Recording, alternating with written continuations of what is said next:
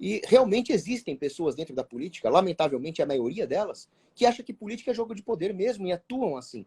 E eles acumulam um poder muito grande e a sociedade fica sem meios de fazer frente a um poder tão gigantesco. Por isso que é importante votar em pessoas com princípios éticos, tradicionalistas, morais, anarcocapitalistas, para usar esse poder político e recanalizá-lo em defesa do povo, em defesa da sociedade. Eu não mudei de princípios, mas mudei de estratégia. Resolvi entrar na política como deputado estadual. E como deputado estadual tem muita coisa que dá para fazer. Por exemplo, o João Dória, que foi um dos piores governadores da história, ele aumentou impostos da população no pior momento. O imposto é sempre ruim, mas ele teve a coragem de aumentar o ICMS, que é o imposto em cima de mercadoria, um imposto que prejudica particularmente as pessoas pobres, né? Porque incide na comida, no medicamento, ou no combustível, que é a base de todo o fluxo econômico. Ele aumentou esses impostos ao mesmo tempo em que ele proibiu a pessoa de sair de casa, de trabalhar e de ter a sua renda. Então foi uma maldade sem nome que ele fez. Eu quero ajudar o governador Tarcísio, que se Deus quiser vai ser eleito governador, a reverter esse aumento de impostos. Quero cortar esses impostos. O estado de São Paulo é o esteio econômico da nação e ele precisa ser industrializado. Ele tem que ter uma infraestrutura forte, ferrovias, portos, algo que requer investimentos de longo prazo. E para isso, o ambiente empresarial tem que ter regras estáveis, não burocráticas, que facilitem esses investimentos. Então eu quero cortar a burocracia. Eu tenho certeza que a economia vai se expandir tanto, se isso acontecer, ainda mais com o Tarcísio como governador, que nós vamos poder, ao mesmo tempo, cortar impostos e vai sobrar dinheiro para investir na segurança pública, que hoje, para mim, é a prioridade. As pessoas já são roubadas com impostos, com burocracia, mas o pior é quando elas são mortas, sequestradas, estupradas na mão dos bandidos. Então a segurança pública é premente e as condições de trabalho dos policiais são muito precárias, em termos salariais, em termos de equipamentos. Isso tem que mudar também. Ao mesmo tempo, a polícia tem que ser focada totalmente em combater o crime e não em prender comerciantes, em prender ambulantes. Então tudo isso tem que ser revisto. Polícia é para pegar bandido e trabalhador é para ser deixado em paz. É mais ou menos isso que eu quero fazer como deputado estadual, além de trabalhar os valores tradicionais na educação. Eu quero facilitar ao máximo a educação domiciliar e, na rede estadual de educação, eu quero acabar com a ideologia de gênero, com o socialismo e fazer valer os valores da educação tradicional, cívica, moral. E uma última coisa a ser comentada aqui, né? Claro, eu quero acabar com a indústria da multa também, todas as liberdades, mas tem uma coisa muito importante, Leda. Infelizmente, aqui no estado de São Paulo, o pagador de imposto é obrigado a financiar a morte de bebezinhos. No Hospital Pérola Byton, que deveria estar curando doentes, há esta prática terrível de matança de bebês, financiada com dinheiro público. Proibir esse negócio, né? Não sei nem se dá para falar o nome sem ter uma queda no alcance do canal, mas aquele assassinato de bebezinhos no ventre, sim, proibir isso é de âmbito federal, do Senado, mas como deputado estadual é possível cortar o financiamento para isso. Tem que ser feito também. Na verdade, há muita coisa que... Porque, na verdade, o que importa é a nossa aldeia, né? A verdade é essa. Quer dizer, é claro que o governo federal importa, que o país importa, que a nação importa, mas se você começar a fazer coisas na sua aldeia, ou na nossa aldeia, São Paulo, você começa a alterar a regra do jogo. E ninguém presta muita atenção nos deputados estaduais, você não acha? É uma coisa meio assim, meio voada. Fica todo mundo pensando só no executivo, no máximo no senador e no legislativo, e o estadual vai passando assim um monte de gente que não quer realmente o bem da cidade, né? O que não se compromete com as coisas da cidade. Não, concordo plenamente, foi um comentário perfeito. Porque justamente nós começamos a mudar a nação a partir da nossa localidade. Primeiro, nos aprimorando como indivíduos, né, nas virtudes. Depois, olhando para a nossa família, amigos ao redor, o que as pessoas ao nosso alcance estão precisando. Né?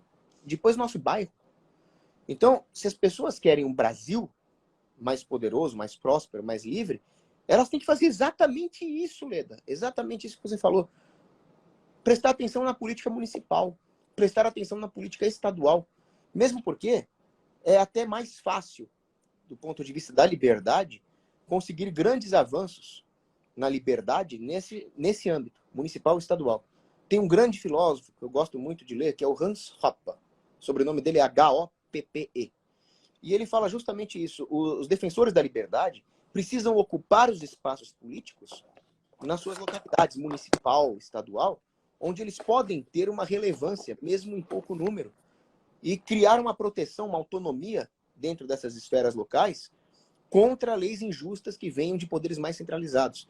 Se todos fizessem isso, a rede, o tecido social criado localmente seria tão forte que poderia fazer frente mesmo aos tiranos internacionais, aos globalistas, né? Você acha que a gente tem alguma chance? Porque o Estado, o município e o Estado também se sujeitam, tem que se sujeitar ao STF. O STF decidiu que é um poder, não sei nem se regulador ou um poder mandatário, né? Hoje, por exemplo, eles fizeram maioria contra as leis que o Bolsonaro aprovou armamentistas, né? O STF formou maioria para implementar aquilo que o Fachin determinou, né? Você acha que o STF tem poder também sobre as políticas municipais e estaduais? Ou é possível ir fazendo um trabalho de formiguinha por aqui? Eu acredito que o STF, eles se acham deuses, eles não têm limites, eles, nos inquéritos lá de atos antidemocráticos e atos anti-fake news, foram inquéritos que passaram por cima até mesmo dos preceitos constitucionais. Então, o STF, que se diz defensor da Constituição, passou por cima dela. Então, eu não acho que realmente haja limites, haja escrúpulos para o que eles podem fazer.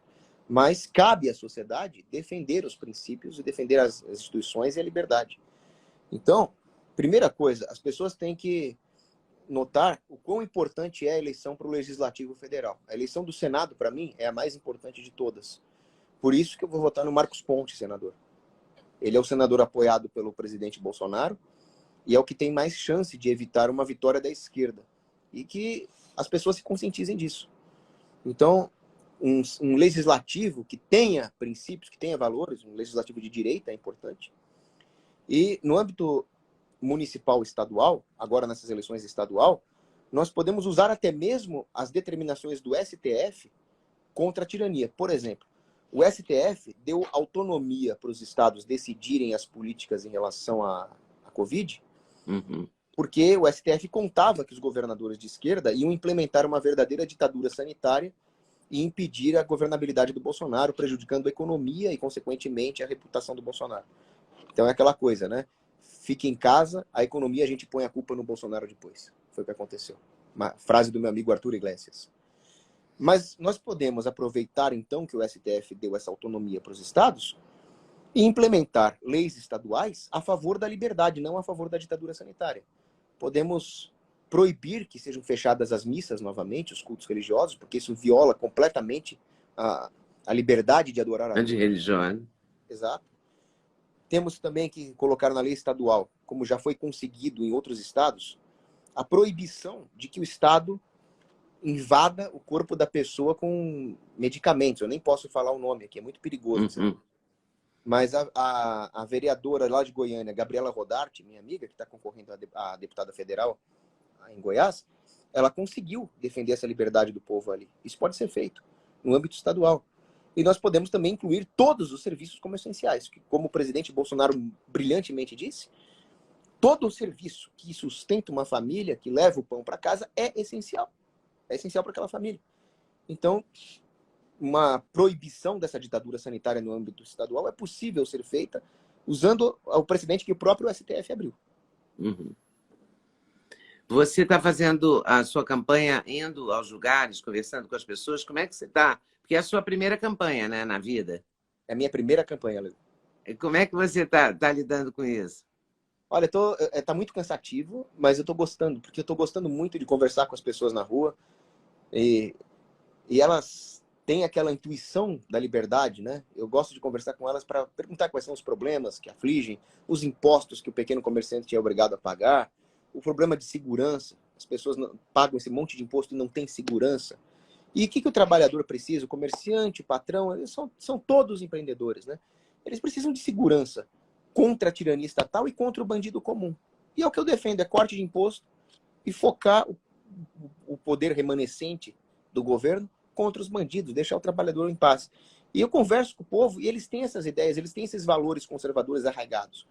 As pessoas honestas, trabalhadoras, defendem aquilo que o Bolsonaro fala: Deus, pátria, família e liberdade. São os pilares de uma nação, mas agora virou extremismo inaceitável na cabeça da esquerda falar em Deus, pátria, família e liberdade. Eles querem falar em caos, em desordem, em revolução. E eles são os moderados? Eles são os bonitinhos, falando em caos e destruição? E nós que queremos preservar a civilização somos os maus da história? Então, essa inversão de valores existe no meio acadêmico, existe na grande imprensa. Mas quando eu converso com o povo nas ruas, na campanha, eu vejo o quanto existe uma maioria silenciosa defendendo os valores corretos. Então, isso me deixa muito entusiasmado com a campanha. Eu também foco muito em internet, né? Eu estou com uma equipe de marketing que impulsiona os vídeos no meu canal no YouTube. O meu canal é o Ocidente em Fúria. E, infelizmente, o meu canal sofre um shadow ban, que é um banimento velado. Embora o meu canal esteja no ar, eles diminuem o meu alcance. Então eu conto muito com a militância digital das pessoas para espalhar os meus vídeos, para espalhar o meu material para os amigos, parentes, porque é assim que nós vamos ganhar, com uma rede espontânea, de baixo para cima, contra a tirania das Big Techs. Me diz uma coisa, como é que você sabe que o seu canal teve... Quer dizer, claro que você sabe que está com menos visualização, ok. Mas como é que você sabe que o seu canal está sendo menos oferecido, vamos chamar assim? Tem algum mecanismo para descobrir isso? Porque eu tentei marcar você, eu vi que não posso marcar você. Na chamada, eu fui tentar, eu vi vários Instagrams, e daí achei o que tinha sua foto e tal, mas não podia marcar. E eles te proíbem por quê? Porque você fala coisas que eles não gostam. Não, exatamente. O Ron Paul, ele é um político americano que é um libertário, um anarcocapitalista. E ele foi senador, ele chegou a senador. E claro, ele não conseguiu derrubar todo o mecanismo tirânico, mas ele conseguiu atrasar o mecanismo tirânico e espalhar boas ideias pela própria presença dele como parlamentar. Isso é algo a ser feito também. E o Ron Paul tem uma frase que diz: dizer a verdade é considerado crime de alta traição num império de mentiras. E aí eu falei verdades no meu Instagram que eles não gostaram, porque ia contra os interesses bilionários, trilionários dos globalistas, dos corporativistas, que estão querendo mandar no mundo, destruindo a soberania dos países. Então, nessa guerra simétrica, eles simplesmente me censuraram. As grandes corporações, a Meta, que controla Instagram, Facebook, eles não têm concorrência. O Google não tem concorrência. Então, eles fazem o que eles bem entendem e acabam sendo instrumentalizados politicamente. As verdades que eu falei no Instagram que me custaram esse banimento, sendo que as pessoas nem podem mais me marcar, foi em relação à ditadura sanitária. Por isso que eu não estou falando sobre esse assunto com todas as letras aqui, para não prejudicar as suas redes. Mas não é preciso chegar a tanto. Eu tenho uma amiga, por exemplo, que ela é candidata a deputada estadual na Paraíba, Isaurinha Farias. E ela nunca falou do jeito que eu falo, de política, de ditadura sanitária. O canal dela era sobre religião, né? E sobre louvores, sobre devoção, e a favor da vida. A favor da vida do nascituro. Ela só falava disso. Cristãos Pró-Vida era o nome do canal dela. E sofreu banimento. Então não é só uma questão de incomodar interesses diretos dos bilionários. Eles estão banindo pessoas por defender a fé cristã.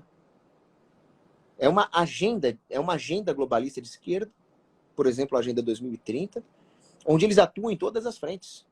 Eles mexem com eleições em países. Eles mexem com a mídia, eles mexem com as finanças mundiais. E nós ainda estamos engatinhando nessa guerra política. A esquerda, ela consegue passar... Isso o professor Olavo de Carvalho falava. A esquerda consegue passar por cima das diferenças em prol de uma agenda de poder, porque eles nunca tiveram muitos princípios. A direita, ela tem princípios, mas ela briga muito internamente, justamente por esses valores, princípios, mas ela deveria saber travar uma guerra política com mais coesão, com mais consistência. É isso que está faltando na direita.